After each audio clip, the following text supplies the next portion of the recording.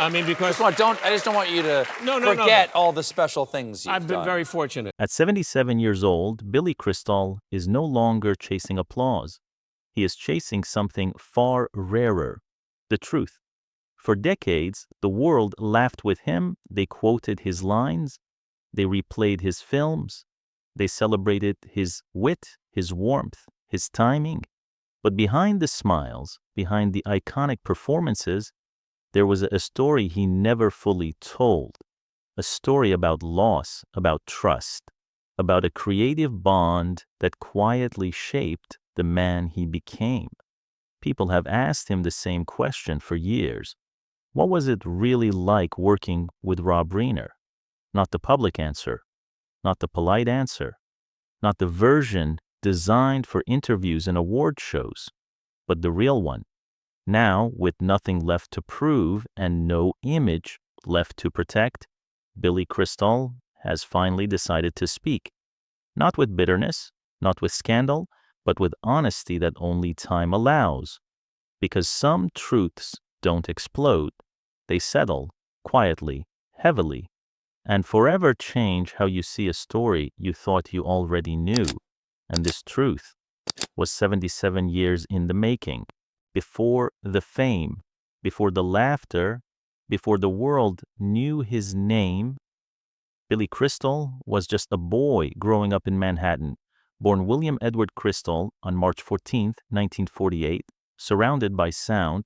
Music filled his childhood home, jazz records, late-night conversations, stories of performers, and smoky clubs. His father, Jack Crystal, wasn't just connected to entertainment, he lived inside it. As a jazz promoter, Jack worked with legends like Billie Holiday and Duke Ellington, bringing artists together, creating moments that existed only once and then vanished into memory. Through his father, young Billy was exposed early to creativity, performance, and the fragile magic of live art. It was an environment that taught him something powerful without ever saying it out loud, that joy is temporary, and that's what makes it precious. Then, at just 15 years old, everything shattered. Billy's father died suddenly, no warning, no preparation. One day, the music was there, the next, it was gone. The loss carved something deep into him, a quiet sadness, an early maturity, and a growing understanding that laughter often lives right next to pain. Friends noticed the change. He became sharper, more observant, more aware of how people cope, how they hide, how they survive. Comedy, for Billy, was never just about jokes after that. It became a way to hold grief without letting it destroy him. That emotional awareness, born from loss, would later become the invisible engine behind his greatest performances. And unknowingly, it was preparing him for a creative partnership that demanded honesty, vulnerability, and trust. Because the boy who lost his father at 15 would one day meet a director who saw far beyond the punchline. And when that happened, nothing about his career would ever be the same. After that loss, Billy didn't drift. He didn't collapse into the silence. He moved forward like someone who understood far too early that time doesn't wait for you to be ready. He started building. He attended Nassau Community College first, then transferred to New York University, studying drama at the Tisch School of the Arts. And this wasn't just a casual step toward fame. It was training, discipline, craft, acting, writing, performance, tools he would later use like weapons and like bandages. Because Billy Crystal wasn't only learning how to be funny, he was learning how to be human on command. Then the 1970s arrived, and with them came the moment that would push him into the public eye in a way that was both thrilling and dangerous. He landed the role of Jody Dallas on the ABC sitcom Soap. At the time, it was groundbreaking, risky, controversial, one of the first openly gay characters on American television. Not a cheap joke, not a caricature, but a person portrayed with empathy and complexity. And Billy took that risk anyway. He didn't play it safe. He didn't hide behind easy humor. He walked straight into a role that could have ended his career before it truly began. But instead, it revealed something about him that people couldn't ignore: fearlessness, a willingness to balance humor with humanity, even when the world wasn't ready to handle both at once. And while audiences were reacting to that bold TV role, Billy was also sharpening another side of himself in parallel. Stand-up, impressions, timing so sharp it felt like instinct. He was becoming the kind of performer who could walk into a room and control the air inside it, not with volume, but with precision. That momentum carried him into the early 1980s, where his place in comedy history became harder to deny. Saturday Night Live, characters and impressions that turned into cultural touchstones. Fernando Llamas, the famous "You Look Marvelous," and the way he blended parody with affection instead of cruelty. He wasn't mocking people, he was studying them, then reflecting them back with warmth. And that's what made him different. Even then, there was always something underneath the laughs, a quiet emotional intelligence that came from the boy who learned grief at 15. And soon, Hollywood would discover something else. Billy Crystal wasn't just a comedian, he was a leading man. By the late 1980s, Billy Crystal was no longer invisible in Hollywood, but he was still misunderstood. To many executives, he was a comedian. Reliable, funny, safe, but limited. Then came a film that quietly rewrote his destiny. In 1989, When Harry Met Sally arrived not as a loud blockbuster, but as something far more dangerous. Honest, Billy Crystal stepped into the role of Harry Burns, a man who talked too much, protected himself with sarcasm, and used humor as armor against emotional risk. He wasn't charming in a traditional sense, he was human. That was the revelation. Instead of playing the perfect romantic lead, Billy played a man full of doubt, a man afraid of intimacy, a man who wanted connection but didn't know how to admit it. Audiences recognized themselves in him. And in that moment, Billy Crystal redefined what a romantic lead could be. Not flawless, but truthful. The film became iconic, and with it, Billy's career entered a new phase. Not louder, deeper. The 1990s marked his golden era, not because of fame alone, but because the roles finally matched his emotional intelligence. He followed When Harry Met Sally with performances that explored aging, masculinity, regret, and second chances. In City Slickers, he played a man questioning his purpose in midlife. In Mr. Saturday Night, he confronted ego, legacy, and loneliness. In Forget Paris, love was messy and imperfect. In Analyze, this even comedy carried vulnerability beneath the jokes. These weren't random choices.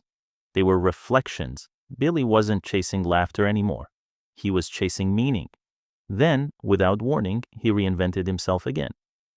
As the voice of Mike Wazowski in Pixar's Monsters, Inc., he introduced his energy, warmth, and rapid-fire humor to an entirely new generation. Children laughed, adults smiled, and his appeal proved timeless.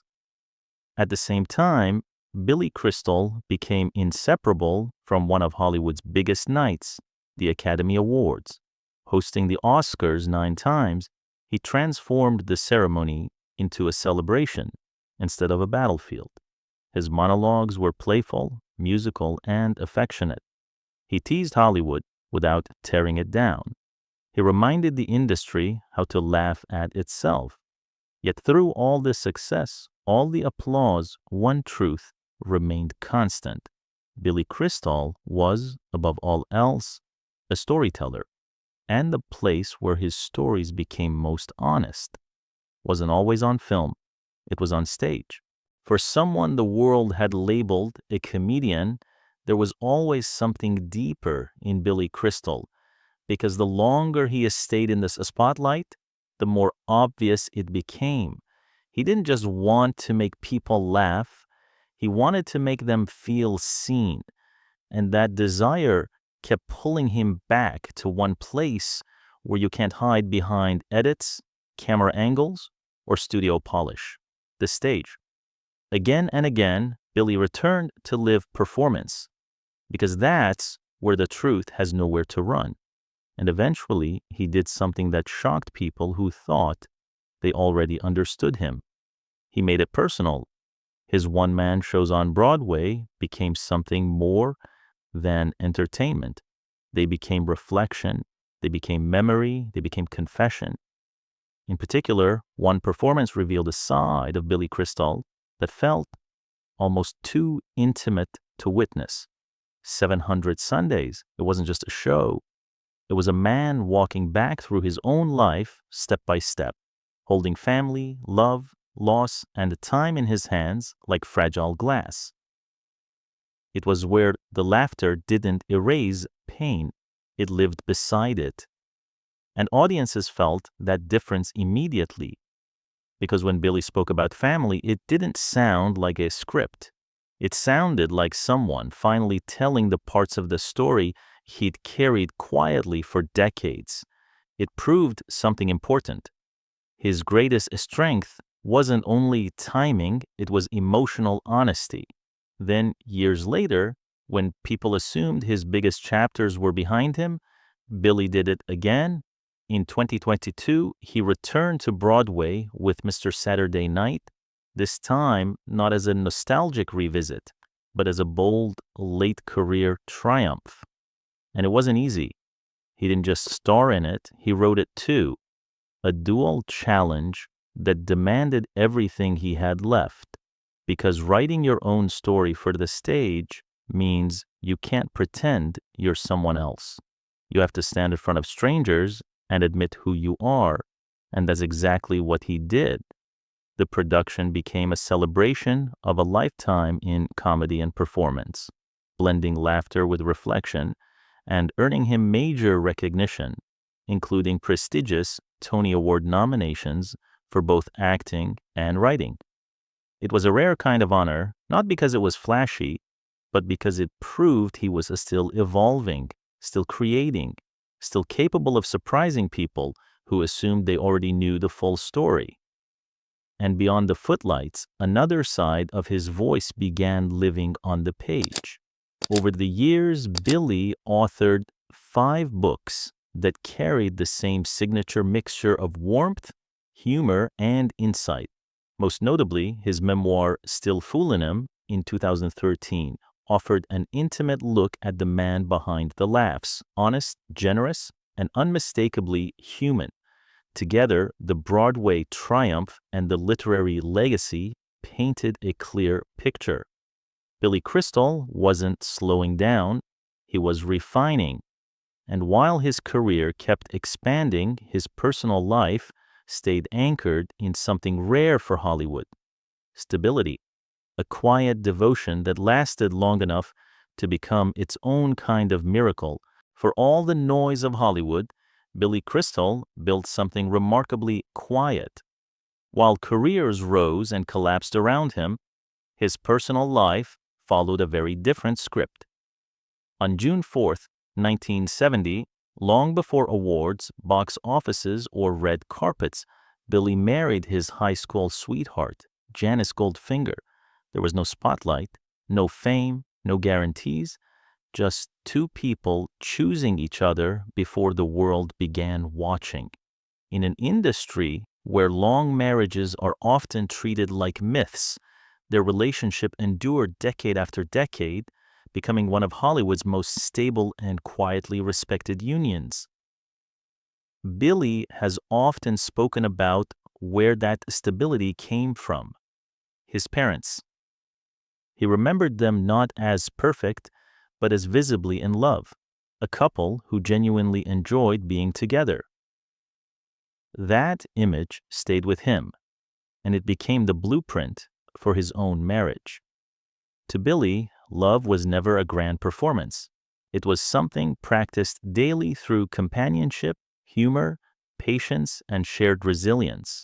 Together, Billy and Janice raised 2 daughters, both of whom found their own creative paths. Their eldest, Jennifer, stepped into acting, carrying the family tradition forward while forging her own identity. Their younger daughter, Lindsay, chose a behind-the-scenes role as a producer, contributing quietly but meaningfully to the world of entertainment. Despite the demands of fame, Billy made a deliberate choice. Family came first. They built a home that was grounded in normalcy, warmth, and support, a place where success didn't shout and privacy was protected. For decades, that home stood in the Pacific Palisades of Los Angeles, a neighborhood defined by calm streets, ocean air, and a sense of permanence. It wasn't just a house, it was a sanctuary, walls filled with memories, rooms that held laughter, milestones, and the private moments the public never sees. That sense of rootedness mattered deeply to Billy. In a city built on reinvention, the Palisades represented continuity. And then, in January 2025, everything changed. A devastating fire swept through the area, destroying the Crystal family home. Decades of memories vanished in a matter of hours. The loss wasn't just physical, it was emotional. Photographs, keepsakes, pieces of a life carefully built over more than half a century. Gone. Yet even in that moment of profound loss, something remained unshaken. Their partnership. Friends and admirers noted the same thing. If any couple could endure such devastation, it was one forged long before fame, tested by time, and strengthened by shared values. For Billy, the fire marked the end of a chapter, but not the end of the story, because at this stage of life, reflection becomes inevitable, and with reflection comes honesty, especially about the people who shaped you. And among them, one name stood above the rest, Rob Reiner. At 77, Billy Crystal had reached the kind of age where you stop polishing the past. You don't rewrite history, you don't chase approval, you don't decorate the truth to make it easier for others to swallow. You simply look back and say what's real. And with that reflection came a question that had followed him for years. What was it truly like working with Rob Reiner? Billy had always spoken warmly about him, but carefully, selectively, like someone protecting something private. But now, with decades of distance and perspective, he finally chose to tell the full truth. Not scandal, not revenge, not bitterness. Something more revealing than all of that. Something human. Billy said people always asked him what it was really like, and he admitted that the truth was one of the most defining experiences of his life, because Rob Reiner wasn't just a director calling shots from behind the camera. To Billy, he was a collaborator who created an atmosphere of trust and curiosity, the kind of set where actors didn't feel managed. They felt safe enough to explore. Billy explained that Rob's understanding of comedy went far beyond punchlines. He believed comedy came from character, from honesty, from what the people were actually feeling inside. Rob didn't want jokes to exist just to get laughs. He wanted the humor to come from who the characters truly were. And that philosophy changed Billy. During the making of When Harry Met Sally, Billy said Rob pushed him to go deeper than he ever had before, not cruelly, not through ego, but in a way that made him better, Rob challenged him constantly, as if he could see something in Billy that Billy hadn't fully discovered yet. Billy described Rob's confidence as quiet, the kind that doesn't demand obedience but invites risk. Rob would look at him and say something simple, almost gentle. What if we try it this way? And suddenly, Billy would find a new moment, a new truth, a part of himself he didn't even know existed until Rob asked for it. That, Billy admitted, was one of the most powerful truths. Rob Reiner didn't just direct performances. He unlocked them, and Billy also shared something else that people might not expect: Rob's emotional intelligence. Billy said, people see the beard, the big laugh, the commanding presence. But underneath it all, Rob was someone who really listened. He knew when to speak and when to stay quiet. Billy even laughed about it, calling it a rare gift. Because sometimes the best direction isn't instructions. It's silence that makes room for truth. But Billy didn't pretend it was perfect. He acknowledged that their partnership had tension. There were days they didn't agree.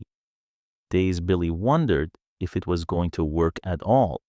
Yet he emphasized that those moments were part of why the film became what it was.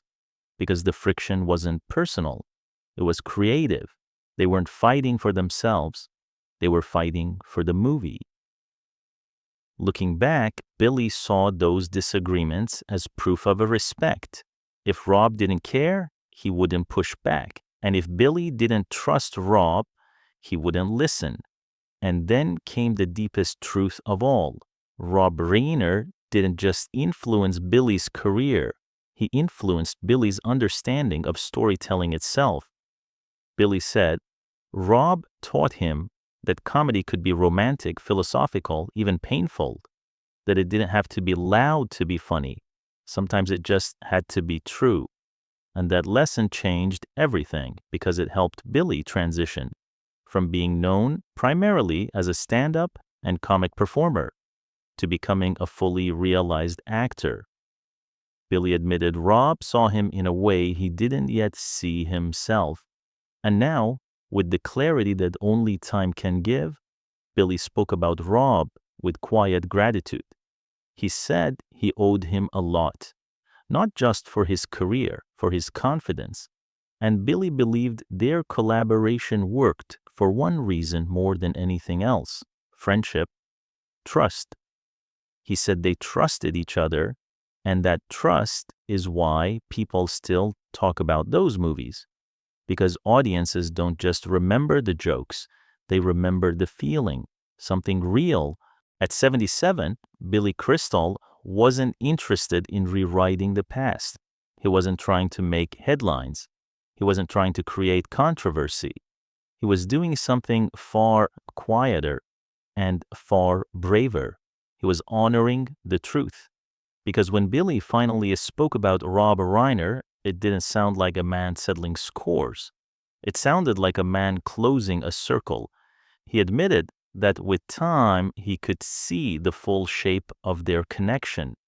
Not just the success, not just the famous movie, but the personal cost of creating something honest and the rare gift of having someone beside you who refuses to let you stay shallow. Billy said he wasn't just grateful for what Rob gave his career. He was grateful for what Rob gave his spirit.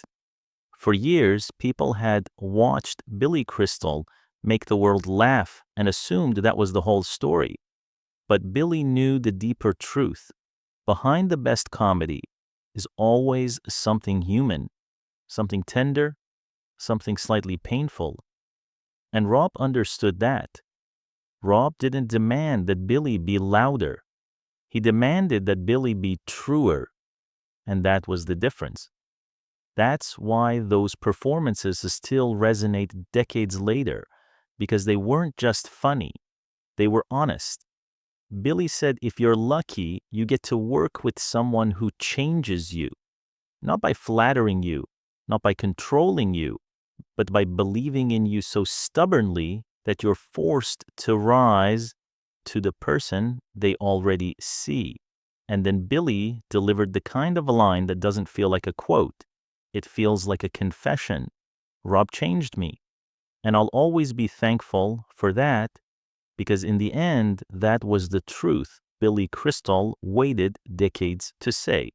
Not a scandal, not a revelation meant to hurt someone, but a tribute to the rare kind of partnership that makes art feel real, the kind of partnership that leaves fingerprints on your life, even when the cameras are gone, even when the applause fades, even when all you have left is memory. And maybe that's why this story hits so hard, because it isn't about fame, it's about what matters when fame no longer matters. The people who shaped you, the work that revealed you, and the gratitude you finally have the courage to speak out loud.